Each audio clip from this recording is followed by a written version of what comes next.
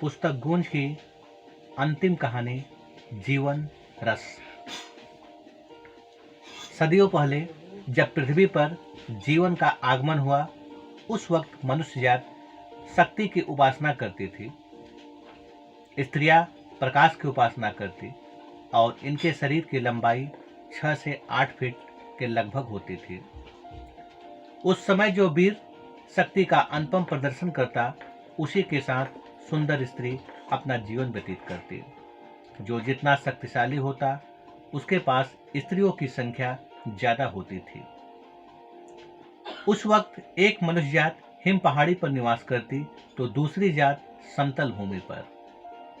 अक्सर सावन के महीने में ये जातियां तपोभूमि में एकत्रित हो अपनी वीरता का प्रदर्शन करते। कुशल वीर ही सुंदर स्त्रियों का चुनाव करते थे। ये देख हिमपुरी के महाराजा हिमतोष दुख प्रकट करते हुए, हिमतोष, इस तरह से युद्ध करके स्त्रियों का चुनाव करना शोभा नहीं देता, इसलिए स्त्रियों का अपमान करना बंद करिए। परिग्रह, वैसे भी फूलों का हार वीर के ऊपर ही शोभा देता है, तो जैसे कायरों पर नहीं।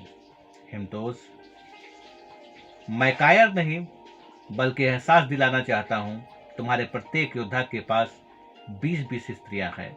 हमारे 20 योद्धा के बीच में सिर्फ एक स्त्री। आखिर इस तरह से तो हमारा वंश ही समाप्त हो जाएगा।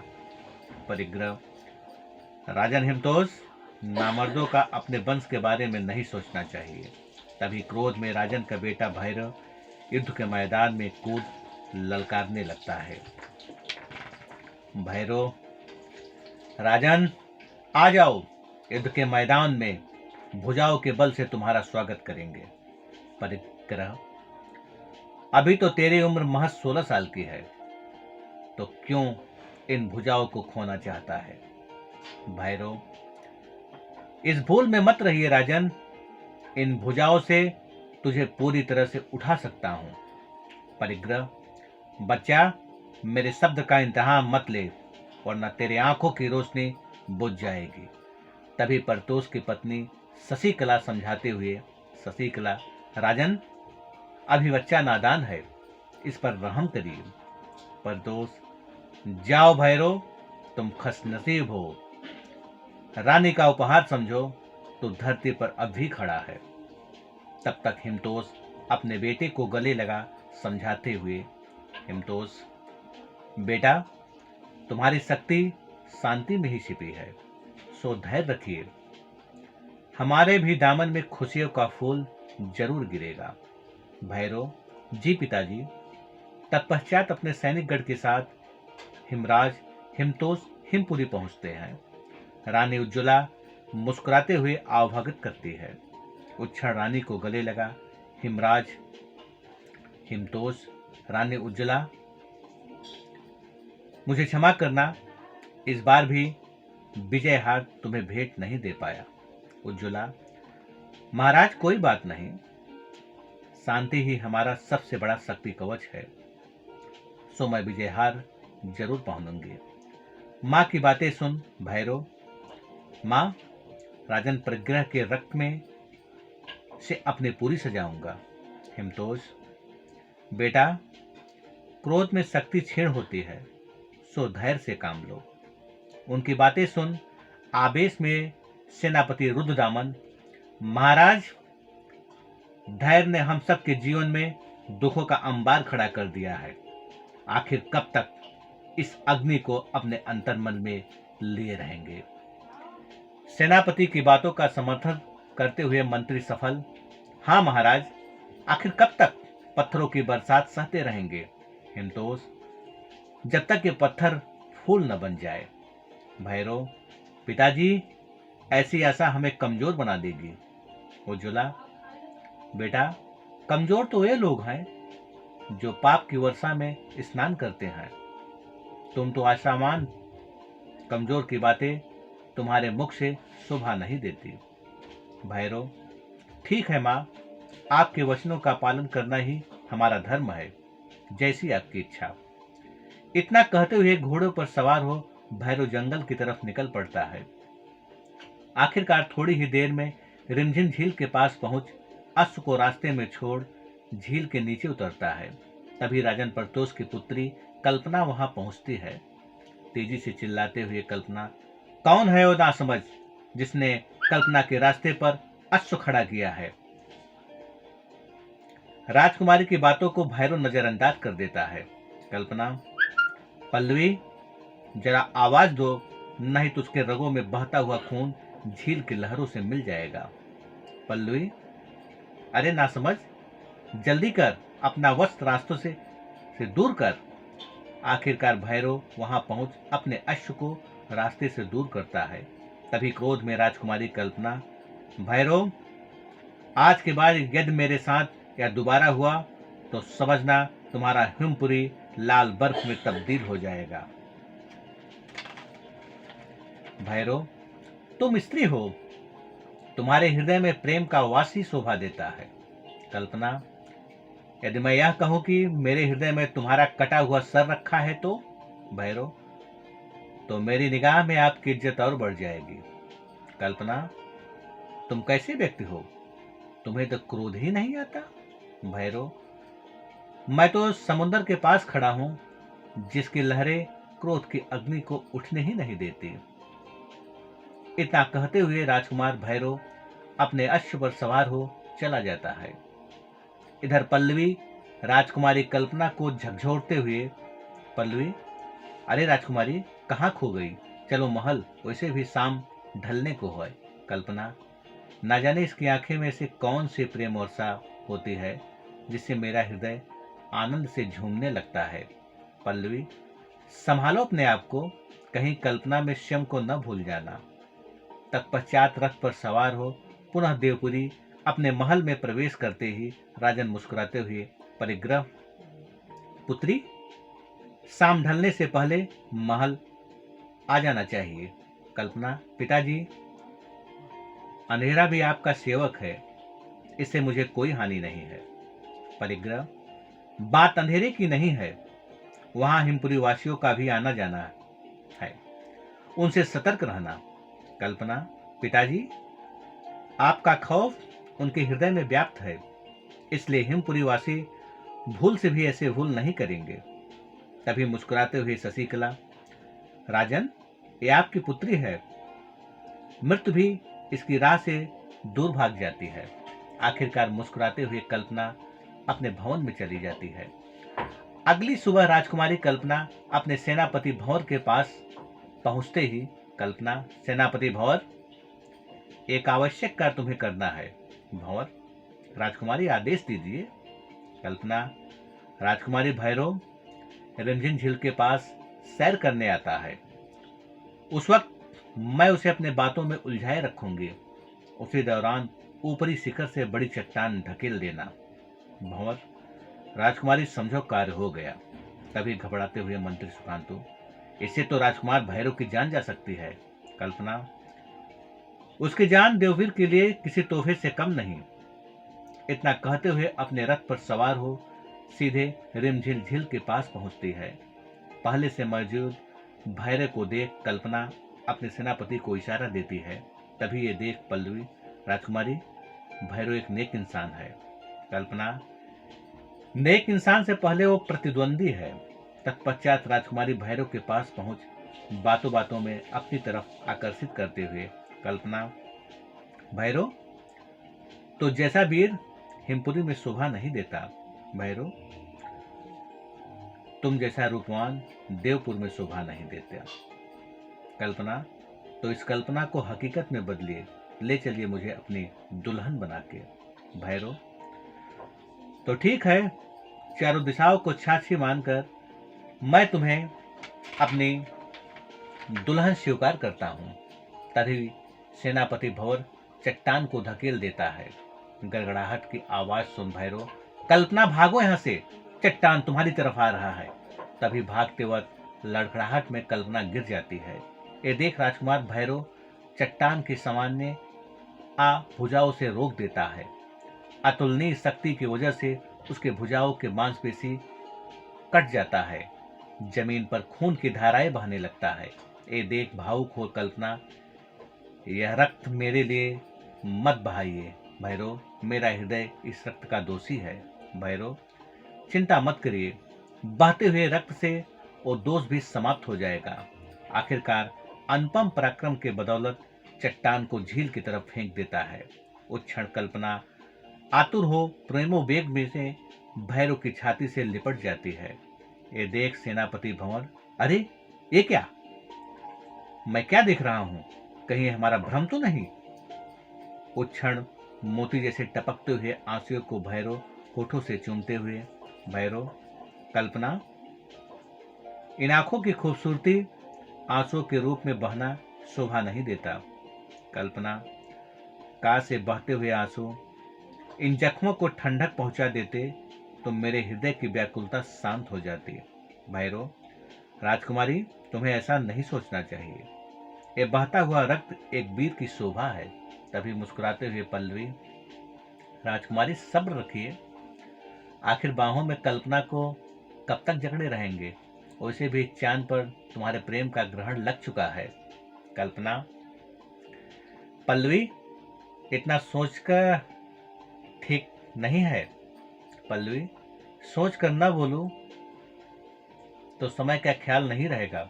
चलिए, रानी माँ इंतजार कर रही होगी। कल्पना, अरे हाँ मेरे प्रीतम, मुझे जाना होगा। भैरव, तो ठीक है, जाइए, पर सुबह की रोशनी मेरे हृदय पर कब पड़ेगी। कल्पना, अब तो हमारे अंतर्मन की रोशनी आप ही हैं। इतना कहते हुए राजकुमारी मुस्कुराते हुए अपने रथ पर सवार हो चली जाती है। महल पहुंचते ही राजकुमारी कल्पना अपनी माँ के गले लग मुस्कुराते हुए, कल्पना, माँ, आज खुशी की लहरों से मेरा हृदय डूबा जा रहा है। शशिकला, पहले बता, ये तेरे चेहरे पर रक्त भरे, तू ठीक तो है। कल्पना, माँ, एक वीर का रक्त है, जिससे मेरे चेहरे की लालिमा और भी बढ़ गई है। इतना कहते हुए अपने शयन कक्ष में चली जाती है। अगली सुबह कल्पना पल्लवी के साथ रथ पर सवार हो सीधे हिमपुरी सीमा पर पहुंचती है। उस क्षण चारों तरफ से सैनिकगण घेर लेते हैं। रुद्रावन, बिना इजाजत के हिमपुरी की सीमा को लागना अपराध है।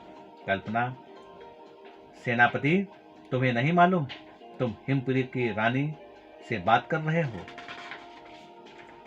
रुद्रामन, आए स्त्री, अपनी जमान को लगाम दे, कहीं ये शब्द तेरे जीवन के अंतिम शब्द न बन जाए। कल्पना, तो ठीक है, मुझे ले चलिए राजकुमार भैरव के पास। रुद्रदामन, सैनिकों, ले चलो इन्हें। तत्पश्चात सेनापति रुद्रदामन महल के सामने पहुंच आवाज देते हुए, रुद्रदामन, राजकुमार भैरव, तत्क्षण बाहर आइए। सेनापति की आवाज सुन महाराज हिमतोष, रानी उज्ज्वला अपने बेटे भैरव के साथ महल से बाहर आते हैं। तभी राजकुमार की निगाह कल्पना पर पड़ते ही, भैरव, अरे राजकुमारी, तुम यहाँ आइए, आपका हिमपुरी में स्वागत है। इतना सुनते ही सेनापति रुद्रदामन, राजकुमार, क्या आपके मालूम है ये महाराज परिग्रह की पुत्री है। भैरव, सेनापति, बस इतना समझो, कल्पना की यादों में मेरा हृदय आनंदित हो रहा है। तभी महारानी उज्ज्वला, चलो पुत्री, अब उस वक्त का इंतजार है जब महल की शोभा तुम बनोगे। इतना कहते हुए गले लगा लेती है। हिमतोष, राजकुमारी के स्वागत में कोई कमी नहीं होना चाहिए। उज्ज्वला, इस बात की चिंता मुझ पर छोड़ दीजिए। तत्पश्चात राजकुमारी और पल्लवी स्वादिष्ट भोजन का आनंद लेती है।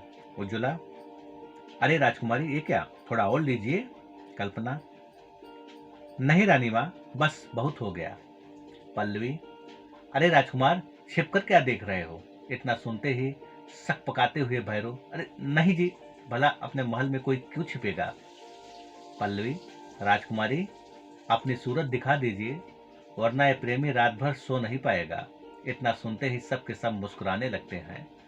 उस दौरान सैनिक बेस में देवपुर का गुप्तचर लखवीर इसकी सूचना देने के लिए परिग्रह के पास पहुंचता है। लखबीर, महाराज की जय हो। परिग्रह, कहिए लखबीर, क्या सूचना है? लखबीर, महाराज, राजकुमारी कल्पना का हिमपुरी के महल में स्वागत देख हैरानी हो रही है। परिग्रह, क्या तुम होश में तो हो? भला मेरी पुत्री वहां क्यों जाएगी? तब तक राजकुमारी भी पहुंच जाती है। ये देख महाराज परिग्रह, पुत्री, ये मैं क्या सुन रहा हूं? तुम्हारी हिमपुरी जाने की वजह क्या है? कल्पना, पिताजी, मेरी वजह से शक्ति और प्रेम का मिलन हो जाए तो प्रत्येक हृदय में आनंद की वर्षा होना तय है। परिग्रह, पुत्री, ऐसा संभव ही नहीं है। हमारा मिलन हिमपुरी वासियों से हो असंभव है। कल्पना, राजकुमारी, पिताजी, मेरा प्रेम आत्मा की खुराक है, इससे वंचित होकर हम आनंद से दूर हो जाते हैं। परिग्रह, बहुत हो गया, ले जा इसे, आज के बाद इसका बाहर जाना बंद। शशिकला, महाराज आप धैर्य रखिए, अभी पुत्री नादान है, हो सके तो उसे क्षमा करिए। परिग्रह, जाओ, मुझे अकेला छोड़ दो। तभी सेनापति भंवर का आगमन होता है। देखते ही महाराज परिग्रह, सेनापति, जाओ, हिमतोष से कहना तपोभूमि पर मेरा समूह उनका इंतजार कर रहा है। भंवर, जी महाराज, जैसी आपकी इच्छा। सर झुका महाराज का अभिनंदन कर सीधे हिमपुरी के लिए रवानगी लेते हैं। थोड़ी ही देर में महाराज प्रतोष हिमतोष के दरबार में पहुंच सेनापति भंवर, महाराज की जय हो।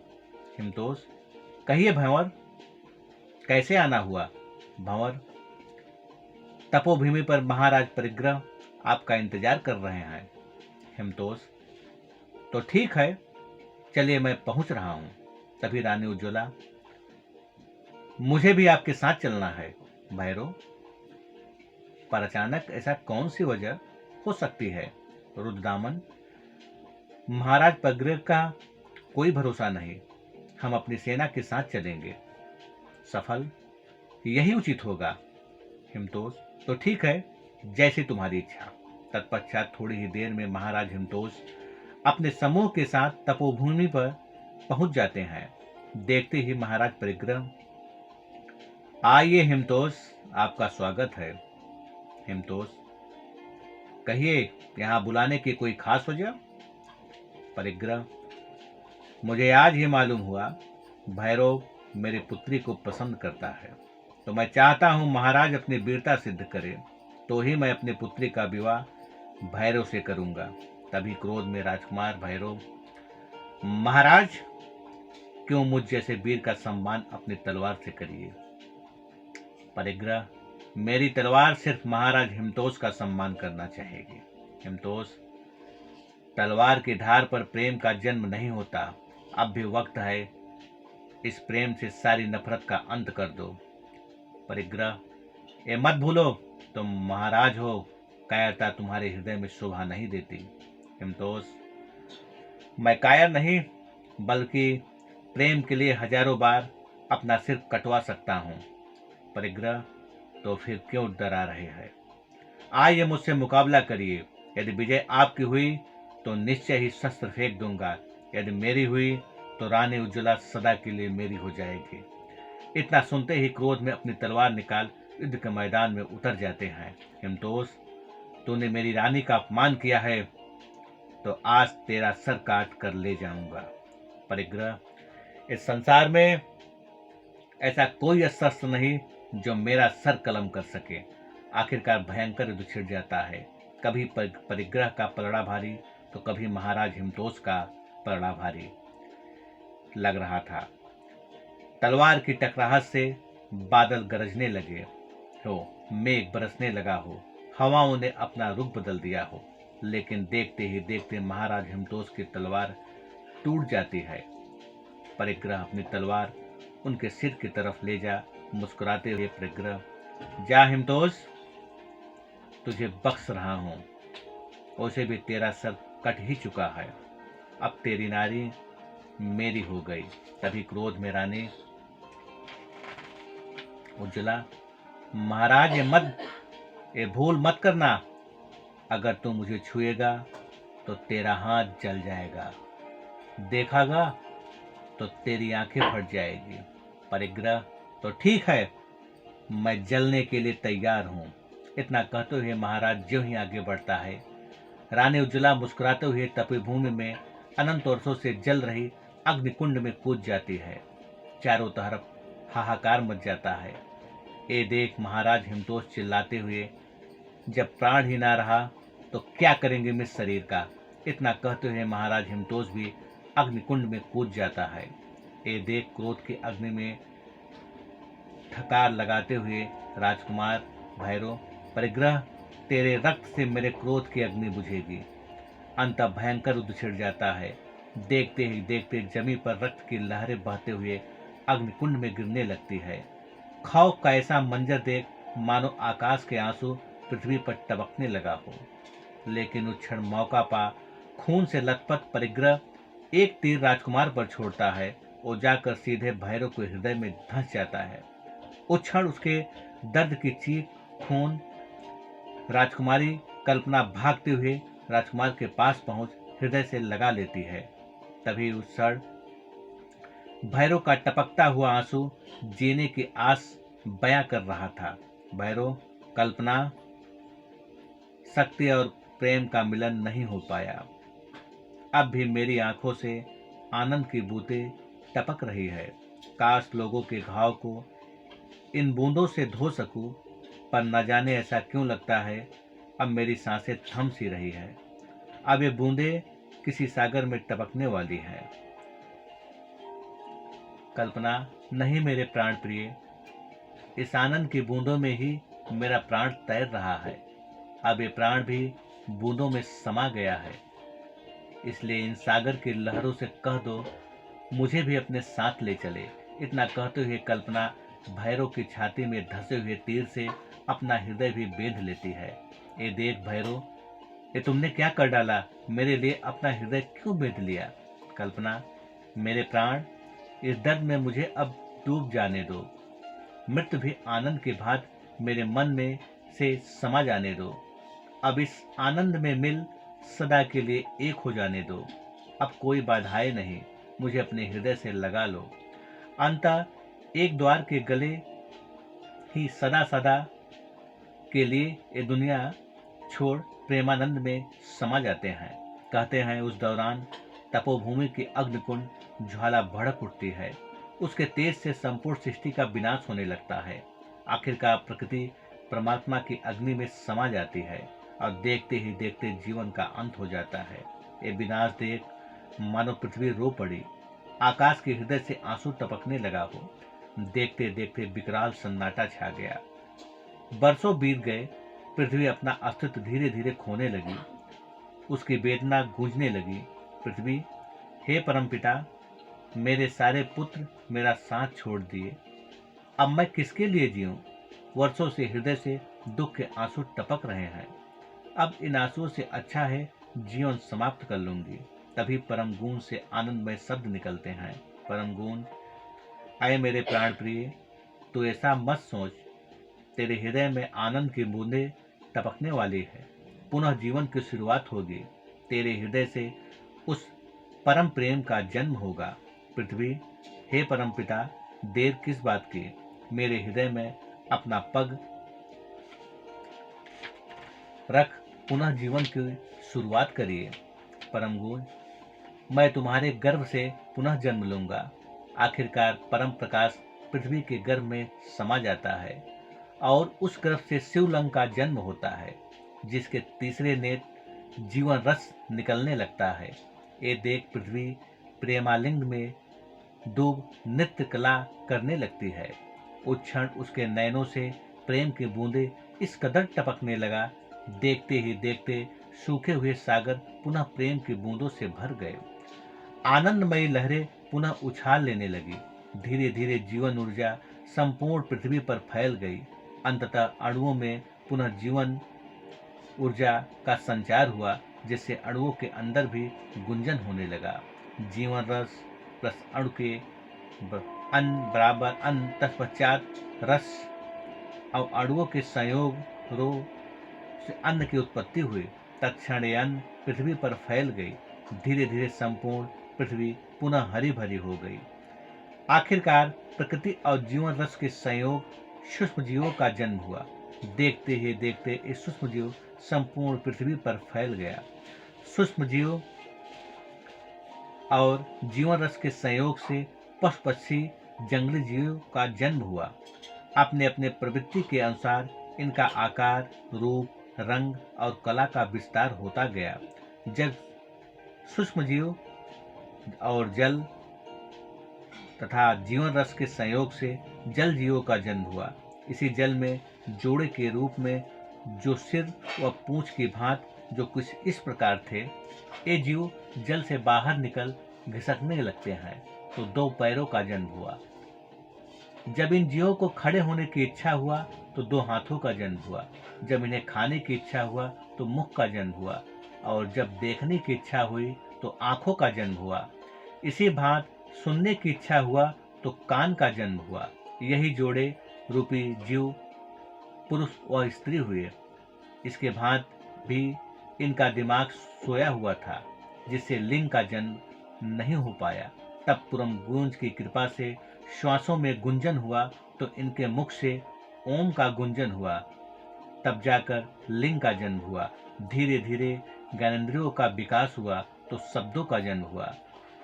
तब पुरुषों व स्त्रियों में पहले भाव संभोग का जन्म हुआ, और जब इस आनंद में खो गए तब इनके जीव का विकास हुआ। समय बीतता गया। धीरे धीरे निर्वस्त्र रहने वाले पुरुष और स्त्री को अपने शरीर को ढकने का ज्ञान हुआ। वक्त ने सपने में अव्यक्त संदेश देने लगा। उन्हें अपने पुनर्जन्म का आभास हुआ। सबसे पहले महाराज हिमतोष को मालूम हुआ कि हिमपुरी के महाराजा हैं। उसी क्षण उज्ज्वला को भी ज्ञान हुआ। जैसे ही सपने से बाहर निकले तो पहली बार उनके मस्तिष्क में अव्यक्त शब्द उतरा। उस क्षण महाराजा हिमतोष, रानी उज्ज्वला, आज ही मुझे पुनर्जन्म के बारे में अव्यक्त से संदेश मिला। मैं हिमपुरी का राजा महाराजा हिमतोष हूँ। तुम मेरी रानी उज्ज्वला हो। उज्ज्वला, हाँ, इसी सत्य का आभास मुझे भी हुआ है। हिमतोष, मेरा बेटा भैरव कहाँ है? तब तक भैरव अपने पिता के पास पहुंच सर झुकाकर अभिनंदन करते हुए, भैरव, पिताजी, आज ही मुझे ज्ञान हुआ, मैं ही आपका पुत्र भैरव हूँ। इतना सुनते ही महाराज हिमतोष पुत्र को ऐसे गले लगा लेते हैं मानो सावन के महीने में प्रेम की बूंदे टपक रहा हो। उसी क्षण सेनापति रुद्रदामन और मंत्री सफल भी पहुंचते हैं। रुद्रदामन, महाराज की जय हो। आज ही मुझे ज्ञान हुआ, मैं हिमपुरी का सेनापति हूँ। सफल, महाराज, मैं हिमपुरी का मंत्री हूँ। रुद्रदामन, महाराज, हिमपुरी वासियों को पुनर्जन्म का ज्ञान हो चुका है। चलिए अपने प्रजा को संबोधित करिए। हिमतोष, चलिए रुद्रदामन, मुझे अपने प्रजा से मिलने की उत्सुकता तीव्र होती जा रही है। बाहर आते ही प्रजागण महाराज की जय जयकार का नारा लगाते हैं। तभी महाराज हिमतोष उस परम गूंज में परम प्रकाश प्राण स्वरूप परम पिता स्थित है, जिसकी बदौलत हम सबकी नया जीवन मिला है। सो परम पिता हमारे प्राणों में लयबद्ध है, जिससे हमारे हृदय में प्रेम का आविर्भाव हुआ है। संसार में प्रेम की रोशनी से प्रत्येक हृदय में आनंद का उद्गम हुआ। यही पूर्ण जीवन, पूर्ण सत्य है। पुनः महाराज की जय जयकार होने लगती है। उस क्षण महाराजा परिग्रह अपनी रानी शशिकला के साथ हिमपुरी पहुंचते हैं। एक दूसरे को देखते ही गले लगाकर अभिनंदन करते हैं। परिग्रह, हिमतोष, इस ठंडक ठंडक का एहसास पुनर्जन्म में हुआ। शायद इसलिए एक इच्छा अधूरी रह गया था। शक्ति और प्रेम का मिलन जो नहीं होने पाया, वो अब इस जन्म में होगा। शशिकला, इसकी शुरुआत तो मुझे ही करने का सौभाग्य प्राप्त हो। हिमतोष, इसी प्रेम के दर्शन के लिए पुनः जन्म हुआ है। परिग्रह, तो देर किस बात की? मेरी पुत्री कल्पना का विवाह भैरव के साथ उसी तपोभूमि पर होना चाहिए। भंवर, महाराज, तपोभूमि पर प्रेम वर्षा होने वाला है, सो इस प्रेम रूपी वृक्ष में आनंद के फल ही लगने वाले हैं। सुकांतु, हाँ सेनापति, अब आंखों का प्यास इस अनुपम दृश्य से ही पूरा होगा। हिमतोष, मेरे मित्र, जाओ तैयारी करो, हम सब तपोभूमि के लिए निकल रहे हैं। परिग्रह, मित्र, अब मुझे भी इजाजत दीजिए। इस क्षण के लिए ही प्राणों में संगीत ध्वनि बज रही है। इतना कहते हुए अपने रथ पर सवार हो सीधे देवपुरी पहुंचते हैं। उस क्षण अपनी प्रजा को संबोधित करते हुए परिग्रह, देवपुरवासियों, आज शक्ति और प्रेम का मिलन होगा, जिसके लिए पुनर्जन्म हुआ है। इस प्रेम के बदौलत क्रोध, वासना का अंत होने वाला है। तभी महाराज के जय जयकार के नारों से आकाश गूंजने लगा। उस क्षण पल्लवी अपनी सहेली को दुल्हन के वस्त्रों में सजा रही थी। तभी शशिकला, अरे पल्लवी, जल्दी कर, और देर उस खुशियों से दूर नहीं रह पाएंगे। पल्लवी, जी भर कर सजाने दीजिए, आज सूरज भी राजकुमारी की सुंदरता देख शीतल हो जाएगा। कल्पना, ठीक है, जी भर कर सजा ले, इतना कहते हुए चली जाती है। पल्लवी, राजकुमारी, चल दर्पण के सामने अपनी सुंदरता देख ले। कल्पना, नहीं सकी, अब ये सुंदरता अपने प्रीतम के नयन में देखूंगी। आखिर जन समूह तपोभूमि के लिए ज्यों ही जाने को होते हैं, तभी महाराज परिग्रह, चलिए पहले शिवलिंग का दर्शन कर अपने हृदय को जीवन रस से भर ले। शशिकला, चलिए विलंब मत करिए।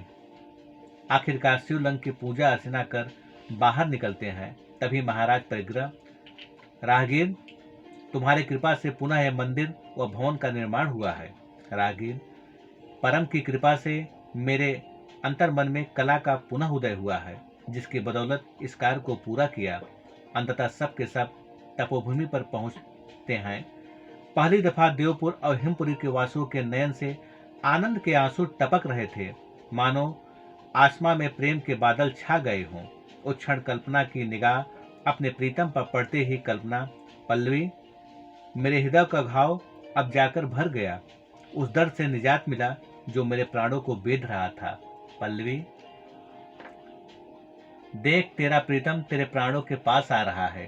पास पहुंचते ही भैरव के आंखों से प्रेम के आंसू टपक रहे थे, मानो आकाश प्रेम के आगोश में समा गया हो। उस क्षण एक दूसरे के हृदय लगते हैं, मानो आसमां जमी पर उतर आया हो। उस दौरान महारानी उज्ज्वला, पुत्र, तपोभूमि के अग्निगुण को साक्षी मान एक ही आत्म मन में डूब जाओ। शशिकला, पुत्री, आज तेरी इच्छा पूर्ण हुआ, जीवन परम सत्य में निजता पाया। अब शक्ति और प्रेम का मिलाप हो गया। अब मेघ से सिर्फ आनंद का ही वर्षा होगा। अंततः अग्निकुंडी को साक्षी मान एक दूजे के हृदय में समा जाते हैं। ये देख सारा प्रजागण एक दूजे के गले लग जाते हैं। राजकुमारी भैरव, रानी कल्पना महाराज का पैर छू आशीर्वाद लेते हैं। तभी महाराज मुस्कुराते हुए, हिमतोष, आज परम सत्य आंखों के सामने आनंद बिखेर रहा है। परिग्रह, इस आनंद से अब नए साम्राज्य का जन्म होगा। मैं सुनील तिवारी। ये कहानी आप सबको अच्छी लगे तो कृपया इसे लाइक और सब्सक्राइब करें।